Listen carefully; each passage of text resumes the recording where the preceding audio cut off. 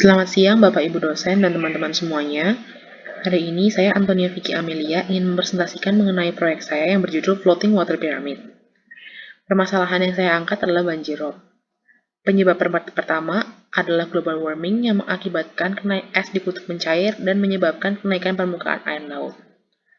Yang kedua adalah kepadatan bangunan yang semakin bertambah, menyebabkan massa bangunan di atas tanah semakin bertambah juga, dan mengakibatkan penurunan tanah yang drastis setiap tahunnya.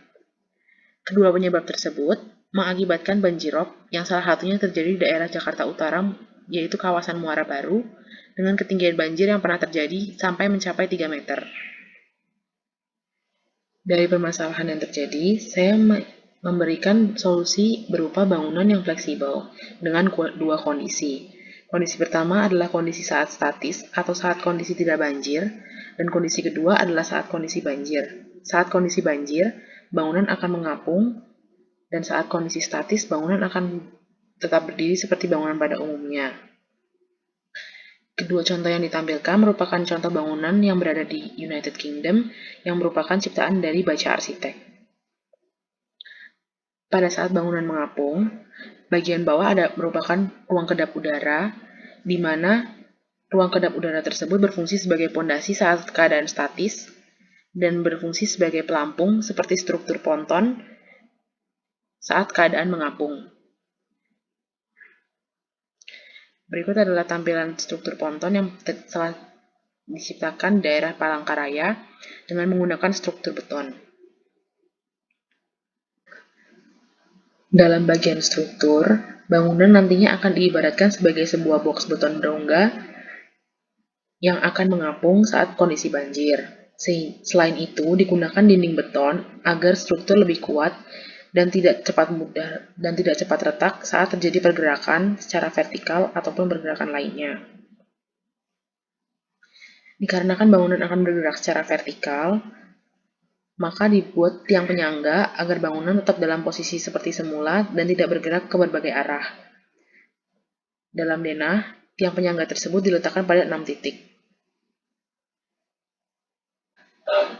Proyek saya memiliki berbagai macam program. Yang pertama adalah penjelasan water pyramid system kepada pengunjung yang datang. Yang kedua adalah kegiatan workshop untuk pembuatan piramid desalinator secara langsung. Yang ketiga adalah perpustakaan, dan yang terakhir adalah tersedia ruang untuk co-working space.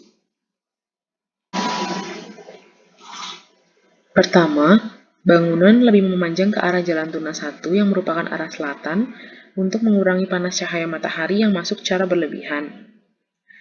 Kemudian, pada bagian belakang, dibuat area terbuka yang nantinya akan diletakkan piramid desalinator yang merupakan kegiatan utama dari proyek ini. Kemudian pada area depan, sebagian bangunan menjorok ke dalam untuk memperjelas area masuk utama dan memberikan kesan welcome kepada pengunjung yang akan datang.